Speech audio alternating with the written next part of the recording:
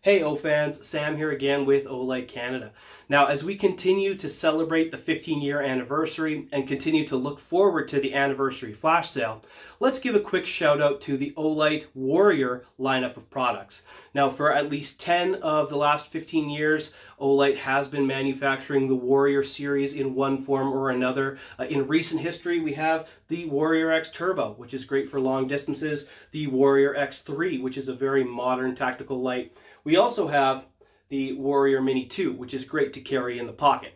But today's episode is the latest iteration on the Warrior series. It's based on the Warrior 3, and it is called the Warrior 3S. Now, there's a couple of subtle differences between these two lights, and that's what we're going to talk about on today's episode. Now, let me quickly interject that the model we see in front of us is the standard color. It's black with the blue accents, but during the April flash sale, the Warrior 3S is also available in gunmetal gray with the black accents. Now, that's the one that I really want to add to my collection.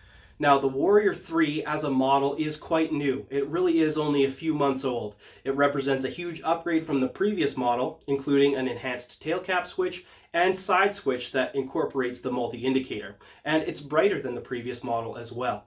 But the one major feature that it lacks compared to the rest of the Olight lineup is the proximity sensor. Now that is where the Warrior 3S comes in.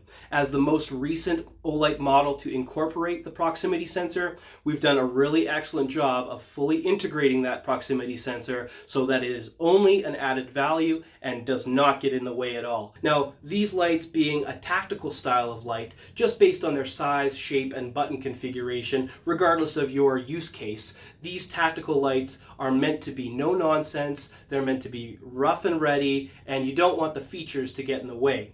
And this has successfully done that, and I want to talk about that right now. Now, in order to explain how expertly this safety feature has been implemented, let's talk a little bit about the light's operation. Now, the tail cap has two positions. A half press will get you into medium mode. Now, medium mode and every mode below it are completely unaffected by the proximity sensor.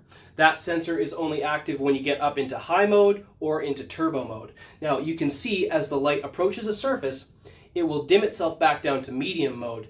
Not only does this help prevent overheating if the light is left on in a pocket, but it also prevents the glare from the surface from bouncing back up at your eyes and blowing out your night vision or damaging your eyes at that full turbo brightness.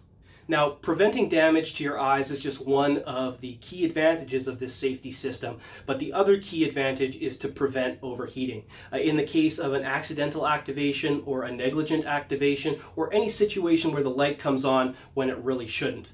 Now, this is a lot of power. This is on turbo brightness. I've only been messing around here for about a dozen takes, and the light does get hot because it's a lot of power. It's going to get hot. But with proximity safe mode, if you accidentally leave it on in your pocket or you drop it into your backpack while it's on, it's going to automatically dim to medium, which prevents the light from heating up any further.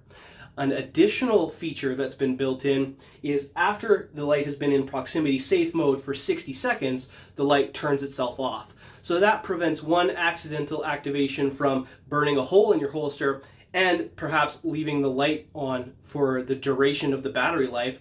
It's going to turn itself off so that you can have some light still in your battery next time you want to pick it up and use it again. Once that does happen, any tap on any of the buttons will go ahead and turn the light on just like normal.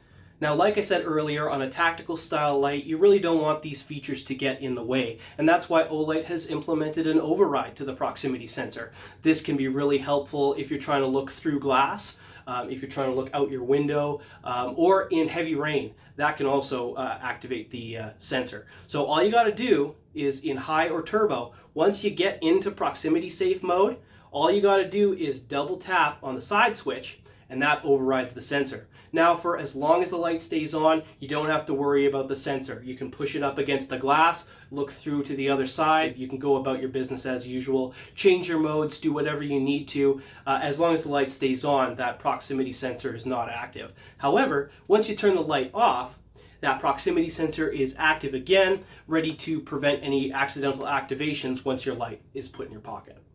Now, it's important to note that aside from the proximity sensor that we just discussed, the only other difference between the Warrior 3 and the Warrior 3S is the aggressiveness of the strike bezel. You can see the Warrior 3 has a really aggressive, really sharp strike bezel, and the Warrior 3S has a much more toned down, a lot more subtle of a bezel on the front.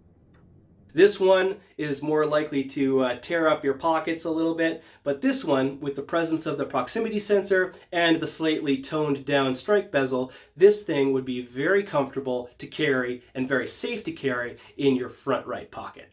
Now, I should mention that the Warrior 3S retains all the other features of the Warrior 3, including the multi-indicator, the 2-position pocket clip, and the enhanced tail cap switch that is fully compatible with all of Olight's locking remote switches for use on firearms. So those are all the similarities and differences between the Warrior 3 and the Warrior 3S. Please leave a like on the video if you enjoyed it, and I'd love to hear your comments down below. Do you think Olight did a great job implementing this safety feature on this tactical style of light? I'd love to hear your thoughts about it below. And subscribe, because I've got a few more exciting unboxings to celebrate this 15-year anniversary flash sale on olightstore.ca. Thanks for watching.